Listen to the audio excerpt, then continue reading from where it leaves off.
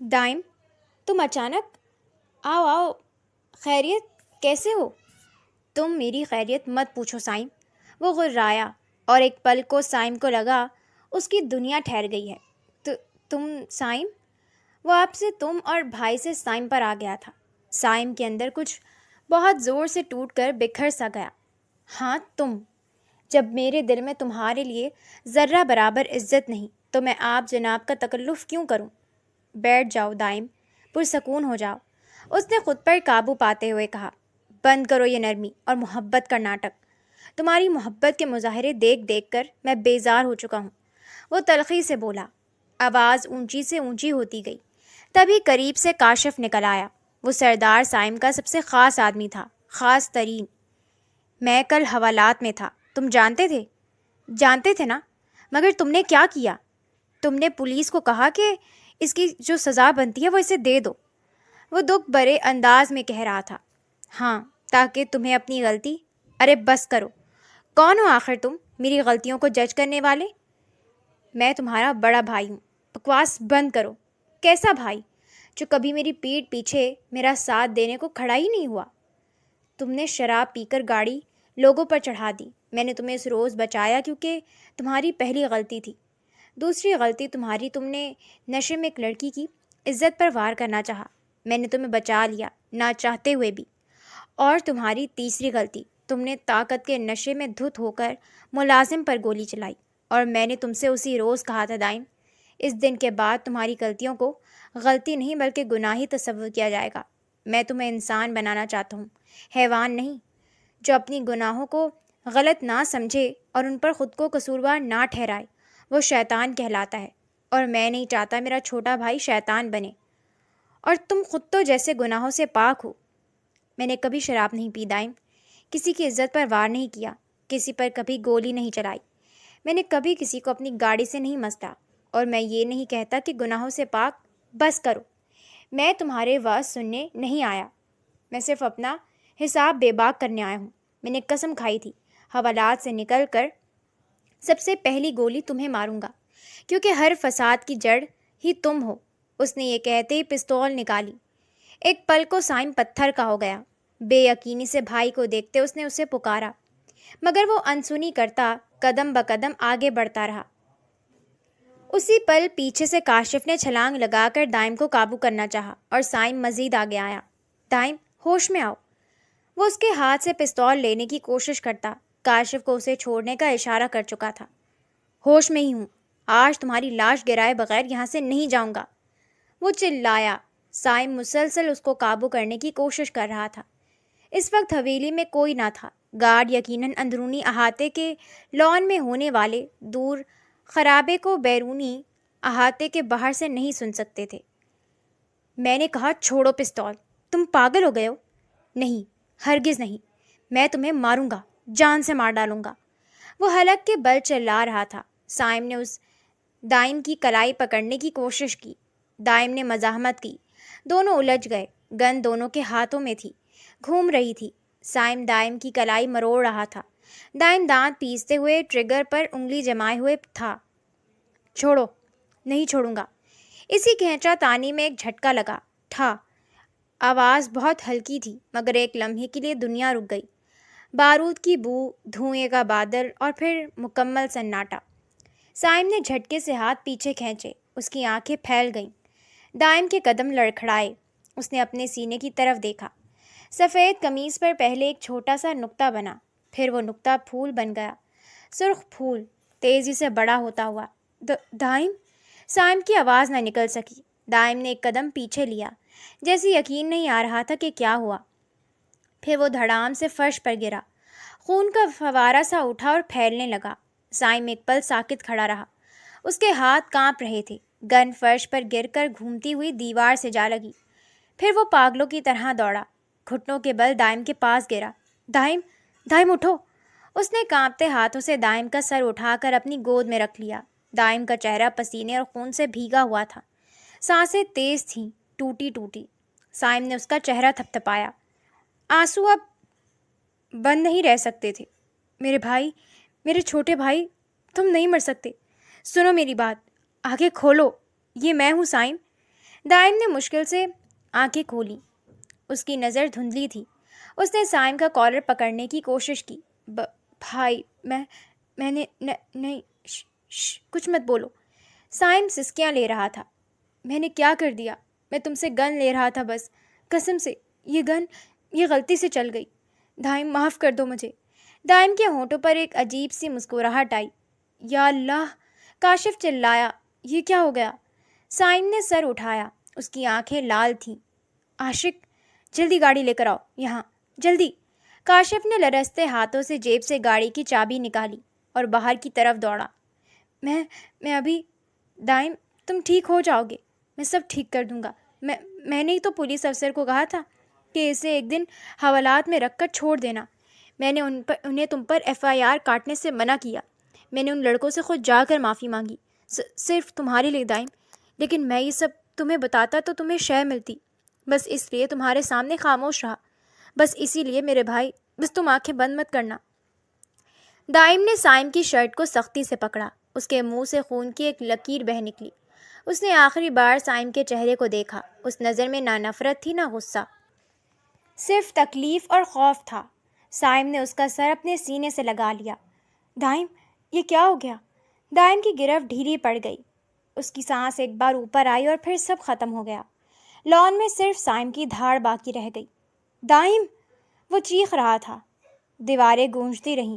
سائم اپنے چھوٹے بھائی کی لاش کو گود میں لیے اس کے بالوں میں انگلیاں پھیر رہا تھا، جیسے بچپن میں بخار میں تپتے ہوئے دائم کا سر دباتا تھا۔ گھاس پر خون پھیل کر سیاہی میں تبدیل ہو رہا تھا۔ چاند کی روشنی اب اس دھبے پر پڑ کر اور بھی سرخ لگ رہی تھی۔ سائم سرگوشی کر رہا تھا۔ یہ میں نے کیا کر دیا؟ کاشف نے گاڑی سے اترتے منظر کو دیکھا تو اسے ایک پل لگا تھا سمجھنے میں۔ اس کی آنکھوں میں یکدم افسوس اترا۔ سر جھک گیا۔ سردار کیا سوچ رہے ہیں؟ پلیز رونا بند کریں۔ آپ کب اس حقیقت کو قبول کریں گے کہ ایک قتل نہیں تھا، ایک حادثہ تھا؟ وہ آپ کو مارنے آیا تھا، آپ اس سے پستول لے رہے تھے اور بس، میں تو گواہ ہوں۔ کاشف اس کے کندھے پر ہاتھ رکھے کہہ رہا تھا۔ وہ جب اسٹڈی میں آیا تو اسے معمول کے مطابق سائم سے سکتے ہوئے ملا اور ہمیشہ کی طرح سائم نے وہ کہانی دہرائی، اس رات کا خوفناک منظر دہرایا جو اس رات ہوا تھا۔ کتابوں کے ریک کے پاس وہ دبکی بیٹھی تھی۔ راز کھلا بھی تو کیسے؟ اسے قصوروار کیسے ٹھہرایا جائے؟ بے شک میں نے دائم کو جان بوجھ کر نہیں مارا، لیکن اس کے بعد تو سب کچھ ہم نے ہوش و حواس میں کیا تھا۔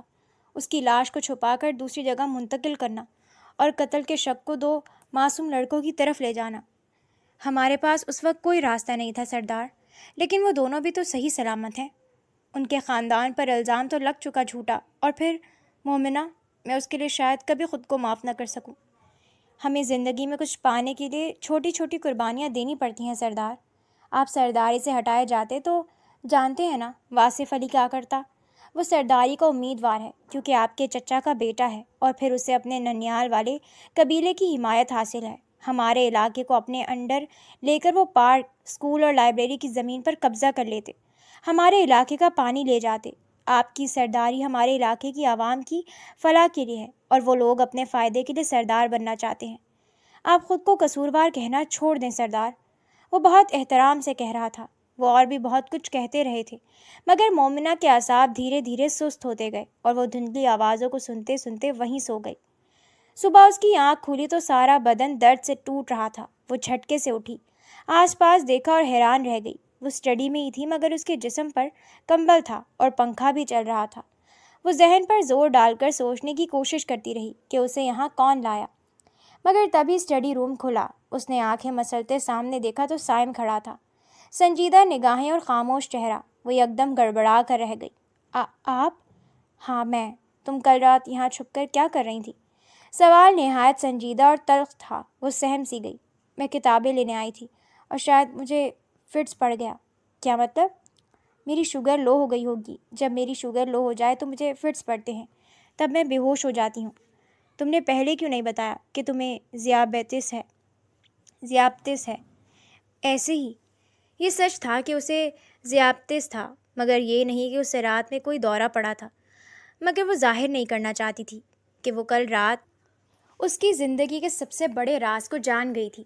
وہ گہری سوچ میں گم ہو چکا تھا۔ کیا ایک ذیابیطس کی مریضہ ان کے بچے کو جنم دے سکتی ہے؟ اس سے پہلا خیال سویرا کا آیا تھا۔ وہ باقی کی پوچھ گچھ بھول کر وہیں سے پلٹ گیا اور مومنہ کسی خاموش بت کی طرح وہیں بیٹھی رہ گئی۔ سویرا صبح ہی ڈاکٹر سے ملنے چلی گئی تھی اور اگلے دن مومنہ کو لے جانے والی تھی۔ یہ بات اس نے خود سائم سے کہی تھی۔ سائم نے اسٹڈی سے نکلتے ہی سویرا کا نمبر ملایا۔ ہاں سائم بولیں، کہاں ہو سویرا؟ میں ڈاکٹر غزالہ سے کنسلٹ کرنے آئی ہوں، اس نے بتایا۔ کیا تم ان سے مل لی؟ نہیں، وہ تھوڑی سی لیٹ ہیں، ایک ڈیلیوری کیس کر رہی ہیں۔ اوہ اچھا، مجھے تمہیں کچھ بتانا تھا۔ ابھی کچھ دیر پہلے مجھے مومنہ نے بتایا ہے کہ وہ ذیابیطس کی مریضہ ہے۔ یہ سنتے ایک پل کو سویرا کا رنگ نچڑ گیا۔ کیا اس سے سیروگیسی میں کوئی مسئلہ ہو سکتا ہے؟ ڈاکٹر سے پوچھ لینا۔ جی پوچھ لوں گی۔ اس معاملے میں ان سے تفصیل سے بات کرنا، اگر تم کہو تو میں بھی آ جاؤں۔ نہیں سائم، آج نہیں، آج میں ان سے سب ڈسکس کر کے پھر آپ کو بتاؤں گی، وہ جلدی سے بولی تھی۔ سائم نے اس بات میں گردن ہلائی۔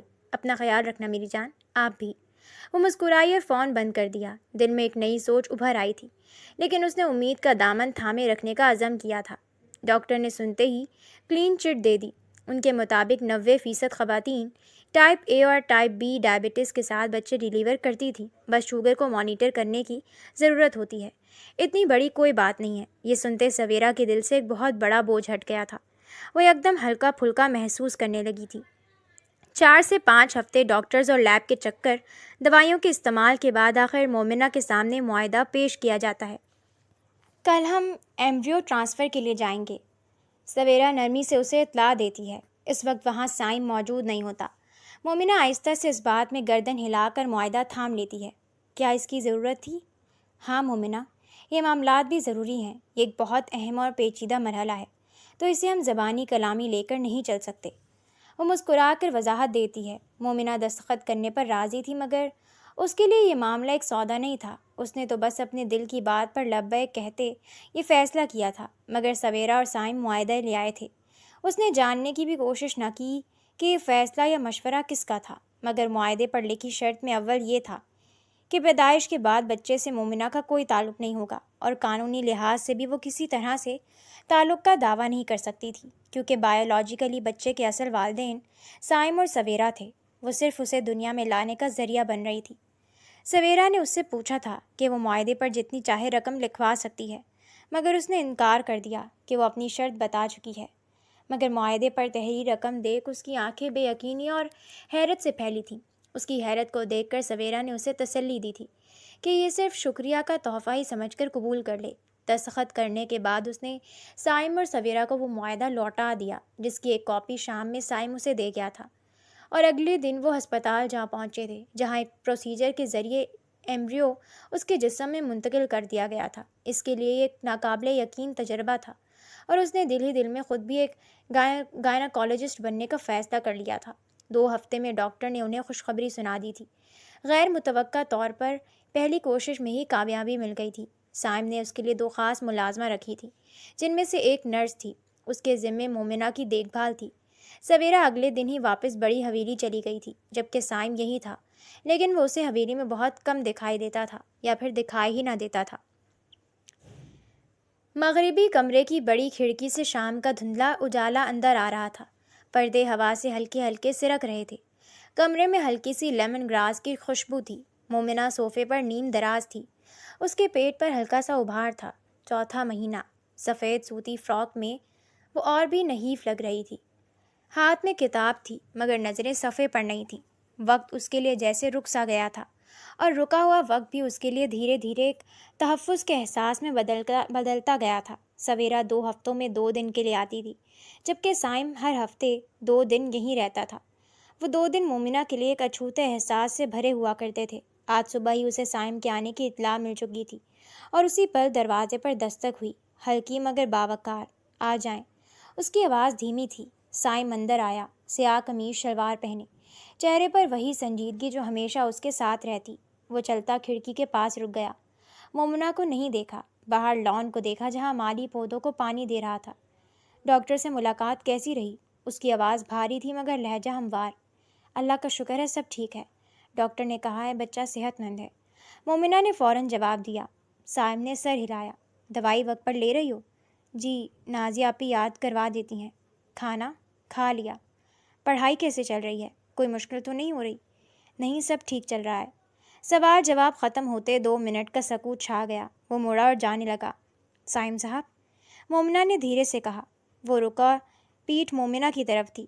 بولو۔ کچھ نہیں، بس شکریہ۔ صائم نے کوئی جواب نہیں دیا، دروازہ بند کر کے چلا گیا۔ مومنہ نے بند دروازے کو دیکھا اور لمبا سانس لیا۔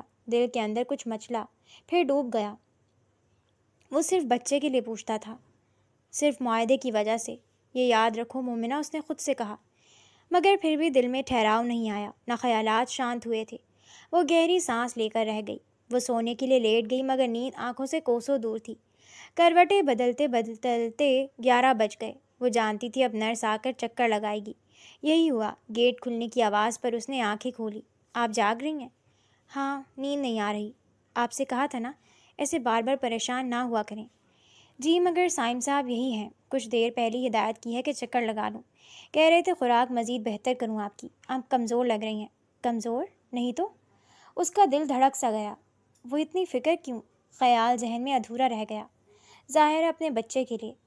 اب جب تک وہ ہیں مجھے رات میں بھی 2 چکر لگانے پڑیں گے، یہ ان کا حکم ہے۔ مومنہ لب بھینچے اسے دیکھتی رہی۔ آپ کا شوگر چیک کرتی ہوں، اس نے ایک طرف بڑھتے کہا۔ مومنہ نے فقط سر ہلا دیا۔ اگلی دوپہر کو مومنہ کتاب لینے لائبریری آئی تو صائم پہلے سے وہاں موجود تھا۔ میز پر فائلیں پھیلی تھیں۔ وہ فون پر کسی سے بات کر رہا تھا۔ آواز سخت تھی۔ میں نے کہا تھا اس پروجیکٹ میں کوئی غلطی نہیں ہونی چاہیے، لوگوں کا اعتماد ہے ہم پر۔ جی ٹھیک ہے۔ فون بند کیا تو سامنے مومنہ کو دیکھ کر ایک لمحے کے لیے رکا، پھر نظر ہٹا لی۔ وہ اکثر لائبریری میں کتابیں ڈھونڈنے آیا کرتی تھی تو اس کے لیے یہ معمول کا منظر تھا۔ مومنہ کتابوں کی الماری کی طرف بڑھی ہی تھی کہ اس کا پیر اچانک صفات کے پلندے پر پڑا۔ وہ یکدم لڑکھڑائی۔ صائم جھٹکے سے اٹھ کر تیر کی تیزی سے اس کی طرف بڑھا اور اس کا ہاتھ پکڑتے اسے سہارا دیا۔ سنبھل کر۔ صائم کی آواز کمرے میں گونجی۔ ٹھیک ہو تم؟ جی بس اچانک۔ مومنہ نے سر جھکا لیا۔ شرم اور کچھ اور احساس سے گال سرخ ہو گئے۔ بیٹھ جاؤ یہاں، پانی لاؤں؟ اس نے کرسی کھینچ دی۔ نہیں ضرورت نہیں، میں ٹھیک ہوں۔ صائم نے گہری نظر اس پر ڈالی۔ شوگر چیک کیا تھا نازیہ نے؟ جی کیا تھا۔ یہ میرا پیر یہاں پھنسا تھا تو صائم نے نیچے دیکھا اور جھک کر سارے صفحات راستے سے ہٹا کر ایک طرف کر دیے، پھر اٹھ کر دوبارہ میز کی طرف بڑھ گیا۔ خیال رکھا کرو، کہتے ہی وہ واپس اپنی فائل پر جھک گیا جیسے کچھ ہوا ہی نہ ہو۔ مومنہ کرسی پر بیٹھی اس کے جھکے ہوئے سر کو دیکھتی رہی۔ اس کی پلکیں، اس کی انگلیاں جو قلم پکڑے ہوئے تھیں، اس کا دل دھڑکا تھا۔ لب چباتے وہ وہاں سے اٹھتی باہر کی جانب بڑھ گئی۔ وہ اپنے کام میں مصروف رہا۔ اسی شام کو بادلوں نے آسمان کو پوری طرح ڈھکا ہوا تھا۔ مومنہ شدت سے دعائیں کر رہی تھی کہ بارش ہو اور وہ بارش میں جا کر بارش کا خوب مزہ لے۔ ابھی دعا لبوں پر ہی تھی کہ موٹی موٹی بوندیں گرنے لگی۔ وہ یکدم پرجوش سی ہوتی باہر کی جانب بڑھی، قدم احتیاط سے رکھتی وہ باہر لان میں چلی آئی۔ دونوں ہاتھ ہوا میں پھیلائے، چہرہ آسمان کی طرف کیے وہ بارش کا مزہ لے رہی تھی، جب گرج دار آواز پر وہ سہم کر رہ گئی۔ یہ کیا کر رہی ہو؟ وہ تیز قدموں سے اس کی طرف بڑھا تھا۔ ہاتھ میں چھتری تھامی ہوئی تھی، مگر پھر بھی ہلکا ہلکا بھیگا ہوا تھا۔ بارش میں کیوں کھڑی ہیں؟ اب کے لہجہ کچھ کم سخت تھا۔ وہ بس دل کیا 5 منٹ کے لیے۔ 5 منٹ؟ صائم ایک قدم اور آگے آیا، چھتری اس کے اوپر تان لی۔ تمہیں پتہ ہے پریگنینسی میں ٹھنڈ لگ جائے تو کیا ہوتا ہے؟ بخار ہو جائے تو؟ وہ اس کی فکر میں غصہ شامل تھا۔ مومنہ نے سر جھکا لیا۔ بارش کے قطرے اس کے بالوں سے ٹپک رہے تھے۔ صائم کے چہرے پر بھی پانی تھا۔ وہ اتنا قریب تھا کہ مومنہ اس کی سانس محسوس کر سکتی تھی۔ جلدی اندر چلیں، صائم نے کہا۔ آواز اب نرم پڑ گئی تھی۔ کہیں ٹھنڈ نہ لگ جائے، اور دیکھ کر قدم رکھنا، فرش پھسلن والا ہے، پیر مت پھسل جائے۔ وہ چھتری تھامے اس کے ساتھ ساتھ چلنے لگا۔ راستے میں ایک جگہ پانی کھڑا تھا۔ صائم نے فوراً اس کا ہاتھ پکڑ کر دوسری طرف کر دیا۔ لمس 1 سیکنڈ کا تھا، مگر مومنہ کے پورے جسم میں بجلی دوڑ گئی۔ اندر آ کر صائم نے مہناز کو حکم دیا، میڈم کے لیے ادرک والی چائے بناؤ فوراً۔ پھر مومنہ کی طرف دیکھا۔ خیال رکھا کرو اپنا، یہ صرف آپ کا معاملہ نہیں ہے، آئندہ میں ایسی کوئی بے احتیاطی نہ دیکھوں۔ یہ کہہ کر وہ چلا گیا۔ مومنہ کمرے میں آ کر دیر تک کھڑکی سے باہر دیکھتی رہی۔ بارش اب بھی ہو رہی تھی، اس کے دل میں بھی بارش تھی۔ شاید وہ آج پھر بڑی حویلی چلا جائے گا۔ اس کا دل اداس ہونے لگا۔ اس کے یہاں ہوتے ایک تحفظ کا احساس ہر دم ساتھ رہتا تھا، مگر اس کے جاتے ہی جیسے حویلی سے ایک ایک چرند پرند بھی کوچ کر جاتا تھا۔ یہ سب پتہ نہیں کب، کیسے اور کیوں ہوا، مگر وہ خود کو مکمل طور پر سردار سائم کے سحر میں قید پاتی تھی، مگر جانتی تھی کہ وہ سویرا سے محبت کرتا ہے۔ اس کے لیے وہ صرف اس کی اولاد کو دنیا میں لانے کا ذریعہ ہے۔ اس نے تو نکاح میں رکھتے ہوئے بھی کبھی اسے ایک پل کے لیے ایسی نظر سے نہیں دیکھا۔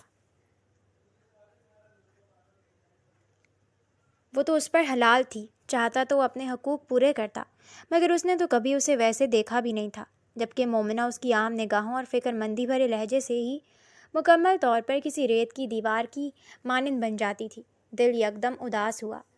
مزید 5 ماہ اور پھر وہ سردار سائم کی فکر و توجہ سے محروم ہو جائے گی، کیونکہ اس کی کوکھ سردار سائم کے وجود کے حصے سے خالی ہو جائے گی۔ اس نے بے اختیاری اپنے پیٹ پر ہاتھ پھیرا تھا۔ آج پھر اس نے کہا، خیال رکھو۔ آج پھر اس نے میرا ہاتھ پکڑا، ایک سیکنڈ کے لیے۔ میں جانتی ہوں میں کیا ہوں، ایک سیروگیٹ، ایک معاہدہ، اس کے اور سویرا کے بچے کی وقتی ماں، بس 9 ماہ کے لیے۔ وہ سویرا سے محبت کرتا ہے۔ سویرا ہر بار یہاں آ کر مجھے احساس دلاتی ہے کہ سائم صرف سویرا کا ہے۔ مجھے چاہیے بھی نہیں، مگر پھر بھی میرا خود پر اختیار کیوں نہیں؟ میں کیوں اس کے بارے میں اتنا سوچنے لگی ہوں؟ وہ مجھ سے بات بھی اتنی نہیں کرتا، ضرورت ہو تو 2 لفظ بس، مگر ملازموں کو 24 گھنٹے میرے لیے دوڑا کر رکھتا ہے۔ میرے کھانے کی، میرے سونے کی، میرے چلنے کی، ہر چیز کی فکر ہے۔ مگر میں شاید پاگل ہوں جو اس کی اپنی اولاد کے لیے کی جانے والی ہر فکر کو اپنی طرف کھینچ لیتی ہوں۔ آج بارش میں جب اس نے کہا پیر مت پھسل جائے تو میرا دل چاہا کہ میں کہوں تم ہاتھ تھام لو تو کبھی نہیں پھسلے گا، مگر میں چپ رہی۔ میں اس کی نظروں سے گرنا نہیں چاہتی۔ اس نے کبھی کوئی پیش قدمی کو تو نہیں کی اور شاید کبھی نہ کرے گا۔ اور وقت تیزی سے گزرتا گیا۔ مومنہ کے لاکھ چاہنے کے باوجود وقت ٹھہرا نہیں۔ ڈیلیوری کا وقت قریب آ چکا تھا۔ سویرا بھی چھوٹی حویلی میں تھی اور آج کل کچھ کھچی سی تھی۔ وہ چاہ کر بھی اس بات پر اعتراض نہ کر پاتی تھی کہ سائم مومنہ کی حد سے زیادہ فکر کرنا چھوڑ دے۔ وہ سائم کے مزاج اور شخصیت سے واقف تھی، مگر مومنہ اس کے نگاہوں میں چھپے اسرار بخوبی سمجھ سکتی تھی۔ ہم ڈیلیوری کے فوراً بعد مومنہ کو بتا دیں گے کہ تم نے اس سے کوئی نکاح نہیں کیا تھا، ٹھیک ہے؟ ہاں، جیسا تم کہو، میں بتا دوں گا۔ سائم نے فوراً حامی بھر لی۔ میں نے وہاں سب کو کہہ دیا ہے کہ ہم کل تک اپنے بچے کو لے کر حویلی پہنچ جائیں گے۔ کل تک؟ کیا مومنہ ہمارے ساتھ چلے گی؟ سائم نے حیرت سے پوچھا۔ نہیں، وہ کیوں چلے گی؟ اس کی ذمہ داری آج ختم ہو جائے گی۔ لیکن اتنی جلدی تو ہم اسے بچے سے جدا نہیں کر سکتے۔ ٹھیک ہے، معاہدے کے مطابق یہی طے ہوا تھا، مگر اسے کچھ وقت۔ نہیں سائم، ایسا نہیں ہوگا، یہ بچہ ہمارا ہے، اور پیدائش کے بعد ایک پل کے لیے بھی میں مومنہ کو بچے کے پاس برداشت نہیں کروں گی۔ وہ یکدم تلخ ہونے لگی۔ سائم حیران پریشان سا اسے دیکھے گیا۔ تمہیں کیا ہو گیا ہے سویرا؟ تمہیں کیا ہو گیا ہے سائم؟ وہ خفا لگ رہی تھی۔ شاید مجھے تمہیں پہلے بتانا چاہیے تھا، مگر وہ بچہ ہمارا ہے اور مومنہ کی ڈیوٹی بس۔ ڈیوٹی؟ اس نے 9 ماہ اسے اپنے پیٹ میں رکھا ہے، بچے کے لیے اس کا پاس ہونا ضروری ہے۔ کیا وہ اسے دودھ نہیں پلائے گی؟ تم پاگل ہو گئے ہو کیا؟ خود اپنے ہاتھوں سے اسے ایک رشتہ دے دیں، رضاعت ہو جائے گی، کل کو وہ اٹھ کر آ جائے کوئی حق جتانے۔ تم انسیکیور کو کیوں ہو رہی ہو سویرا؟ ایسا کچھ نہیں ہوگا، اور تم حد سے زیادہ مومنہ کی طرف جھکتے جا رہے ہو۔ اگر تمہیں اس سے انسیت ہو گئی ہے تو بے شک تمہارا جو جی میں آئے کرو، میں چلی جاتی ہوں، تم اس کے ساتھ مل کر پال لو بچہ۔ اس کی آنکھیں سرخ اور لہجہ بھیگا ہوا تھا۔ سائم اس کی باتوں پر چکرا کر رہ گیا تھا۔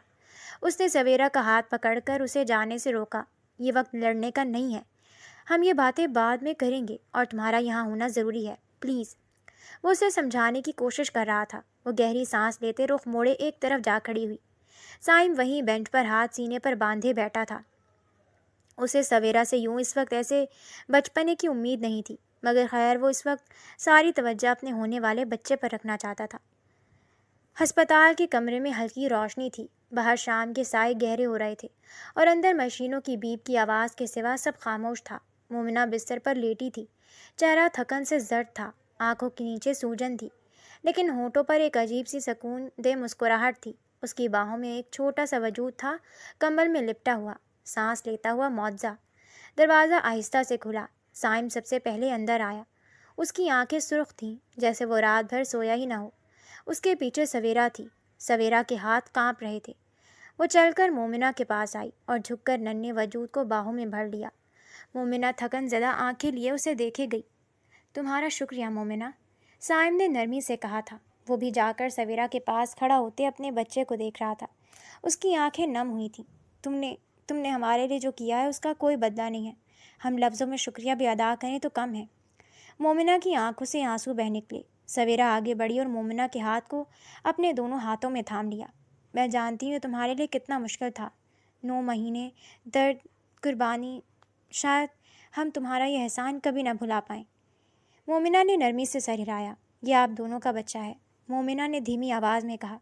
میں صرف ایک ذریعہ تھی۔ اللہ نے مجھے اس قابل سمجھا کہ میں آپ لوگوں کی خوشی کی وجہ بنوں۔ اس سے بڑی بات میرے لیے اور کیا ہوگی؟ ہم تمہارا یہ احسان یاد رکھیں گے۔ میں تمہیں کچھ اور بھی کہنا چاہتی ہوں، شاید دوبارہ ملاقات نہ ہو۔ وہ آہستگی سے بھولی۔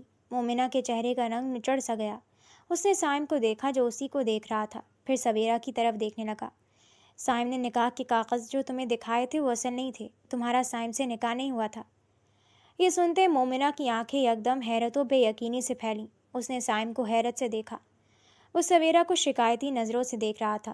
یہ وقت نہیں تھا اس بات کا۔ اسے سویرا کی حرکت پر دل ہی دل میں بہت غصہ آیا۔ مومنہ یک ٹک سائم کو دیکھے جا رہی تھی۔ اس کی آنکھیں جل رہی تھیں۔ اس کے ساتھ ایسا کیوں کیا گیا؟ وہ یہ سوال اپنی آنکھوں سے پوچھ رہی تھی۔ سائم نظریں چرا گیا۔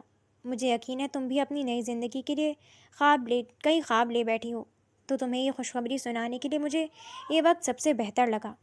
وہ مسکرا رہی تھی اور سائم نے اس کی مسکراہٹ کو دیکھتے ہی اس کے مصنوعی پن کو جانچ لیا تھا، مگر وہ فی الحال کچھ کہنے کی پوزیشن میں نہیں تھا۔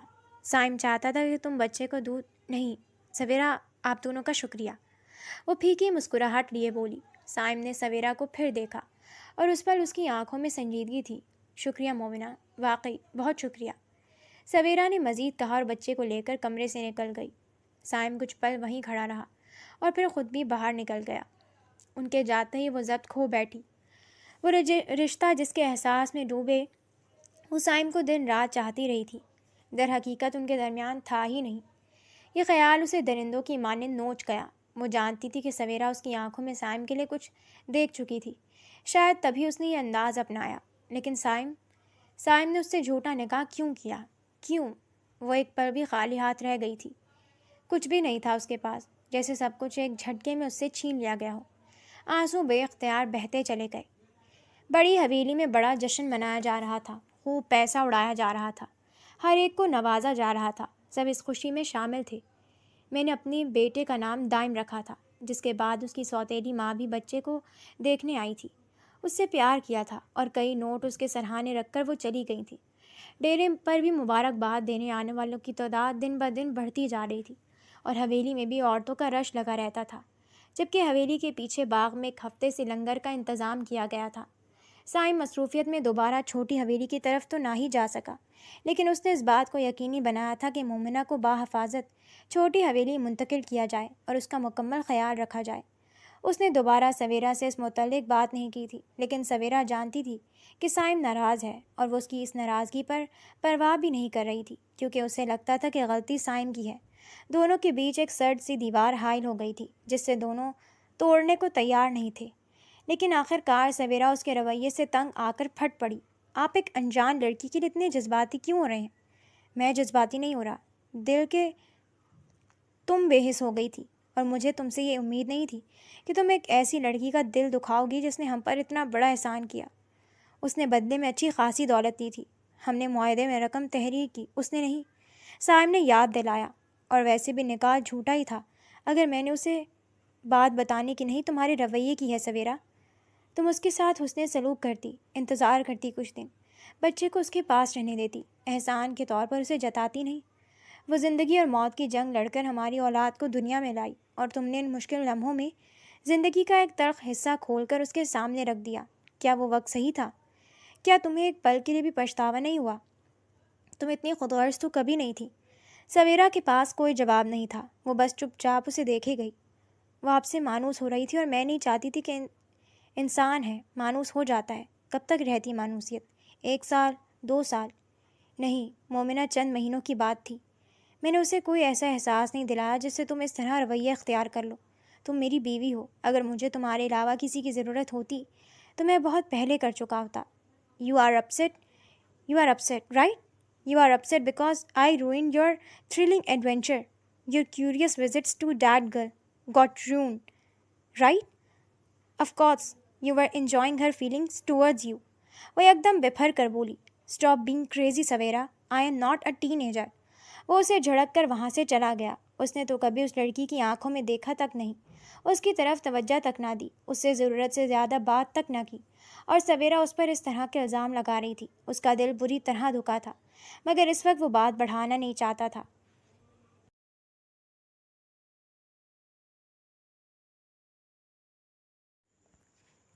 مومنہ نے چند روز بعد خاموشی سے حویلی چھوڑ دی تھی، اور اس کے بعد کسی کو معلوم نہ ہوا کہ وہ کہاں گئی تھی۔ سردار صاحب نے اس کو ڈھونڈا، مگر وہ کہیں نہ ملی۔ سویرا اس بات سے واقف تھی کہ وہ جا چکی ہے، اور یہ بھی کہ سائم نے اسے ڈھونڈنے کی کوشش کی تھی، مگر وہ نہ ملی۔ سائم اور سویرا نے اس روز کے بعد کبھی دوبارہ مومنہ کے حوالے سے کوئی گفتگو نہیں کی۔ سائم ہمیشہ کی طرح ایک اچھا محبت کرنے والا شوہر اور اب ایک شفقت سے بھرپور باپ بھی تھا۔ سویرا کو اس کے رویے میں کوئی تبدیلی دکھائی نہیں دی تھی، اور وہ خود بھی مکمل طور پر خود کو ننھے دائم کے ساتھ مصروف رکھتی تھی۔ مگر ایک روز جب سائم چھوٹی حویلی گیا ہوا تھا تو وکیل کچھ کاغذات لے کر آئے۔ کاغذات جو ہی اس کے کمرے تک پہنچے، وہ خود کو انہیں کھول کر دیکھنے سے روک نہ پائی۔ جب سے مومنہ بغیر بتائے وہاں سے گئی تھی، اسے خود بھی ایک عجیب احساس گھیرے رکھتا تھا کہ کہیں وہ دوبارہ لوٹ کر آ گئی تو کہیں سائم نے سچ میں تو اس سے نکاح نہیں کیا تھا، ورنہ وہ کیوں بار بار اسے اس کے سامنے ڈیفینڈ کرتا۔ مگر وہ اپنے خیالات کو کبھی زبان نہ دے سکی، کیونکہ وہ سائم کے مزاج سے واقف تھی۔ ایک ہی بات کا بار بار گردان اسے گراں گزرتا، اور ان کے درمیان بات بگڑ سکتی تھی۔ لیکن یہ کاغذات ایک وصیت نامہ تھا کہ مومنہ نامی لڑکی جب واپس آئے گی اسے اس کی مختص کردہ رقم لوٹائی جائے گی۔ اس کی کیا ضرورت تھی؟ وہ دل ہی دل میں بڑبڑائی، مگر پھر خاموشی سے وہ کاغذات الماری میں سنبھال کر رکھ دیے۔ سائم اگلے دن لوٹا تو اس نے اسے کاغذات کے متعلق بتایا اور پوچھا کہ وہ کس چیز کے کاغذات ہیں۔ ایک یہ خاموش وصیت ہے، وہ لڑکی جب کبھی لوٹے گی ہمیں اس کا قرض لوٹانا ہوگا۔ ہم اس کے قرض دار ہیں؟ تو کیا نہیں ہیں؟ سائم نے پرسکون لہجے میں پوچھا تو سویرا کندھے اچکا کر رہ گئی۔ سائم کچھ نہ بولا، مگر وہ سویرا کے بغیر کہے بھی اس کے دل کی بات اور خیالات جانتا تھا۔ وہ آج تک مومنہ سے انسیکیور تھی۔ تقریباً 2 سال گزرنے کے بعد بھی وہ اس کا ذکر دوبارہ ہونے پر خوش نہیں تھی، لیکن سائم نے مزید کوئی بات نہ کی، کیونکہ وہ چاہ کر بھی سویرا کے دل سے وہ بات نہیں نکال سکتا تھا، کیونکہ وہ خود ہی اسے بھولنا نہیں چاہتی تھی، جبکہ سائم نے کبھی کسی بات کو اتنا سر پر سوار نہیں کیا تھا۔ 10 سال بعد یہ منظر عمان کے شہر مسقط کے علاقے المیرانی کا تھا، جہاں وہ سویرا اور 12 سالہ دائم کے ہمراہ کشتی پر سوار ہوا تھا۔ وہ کشتی انہیں قریبی پانیوں میں ایک چکر دلا کر 16ویں صدی سے قائم قدیم تاریخی قلعوں کی سیر کرنے والے تھے۔ وہ ابھی کشتی میں سوار ہی ہوئے تھے جب ان کے ہم قدم ہی وہ جانا پہچانا چہرہ مسکراتا ہوا آگے بڑھا۔ ایک پل کے لیے سائم پتھرا کر رہ گیا۔ وہ یقیناً وہی تھی، مومنہ صالح، مگر وہ اکیلی نہیں تھی، اس کے ساتھ 35-36 سالہ مرد بھی تھا۔ وہ دونوں کسی بات پر مسکرا رہے تھے، اور ایک 2 سالہ بچی جو خوشی سے چھلانگیں لگا رہی تھی۔ سویرا نے سائم کی نگاہ کے تعاقب میں دیکھا تو ایک پل کو جیسے دل کو ڈھارس ملی تھی۔ سالوں پرانا بوجھ یکدم کاندھوں سے ہٹ گیا۔ وہ آگے بڑھ چکی تھی۔ یہ ایک تسلی بخش خیال تھا، اسے اپنا آپ یکدم ہلکا پھلکا لگا۔ مومنہ! سائم نے ایک پل لگایا تھا اسے پکارنے میں۔ مومنہ نے چونک کر گردن گھمائی، اس کے ساتھ ہی اس کے ہمراہ نے بھی پیچھے مڑ کر دیکھا۔ مومنہ کی نگاہیں سائم سے اگلے پل ہی بھٹک کر 12 سالہ دائم پر گئی تھیں۔ اس کی آنکھیں یکدم چمکی تھیں، وہ مسکرانے لگی، پھر سویرا کی طرف دیکھا۔ تمہیں یہاں دیکھ کر بہت خوشی ہوئی، کہنے والی سویرا تھی۔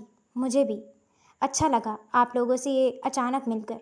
بابر، یہ سائم صاحب ہیں، اور یہ سویرا ہیں، اور یہ ہے دائم۔ کیسے ہو دائم بچے؟ وہ مسکراتے ہوئے دائم کو دیکھ رہی تھی۔ میں ٹھیک ہوں، آپ کیسی ہیں مومنہ آنٹی؟ وہ خوش دلی سے مسکرایا تھا۔ مومنہ کو دیکھ کر احساس ہوا کہ اسے اس کے وجود سے بے خبر نہیں رکھا گیا تھا۔ اس نے ممنون نظروں سے سائم اور سویرا کو دیکھا۔ یہ میری بیٹی ہے عنایہ، بہت پیاری ہے ماشاءاللہ۔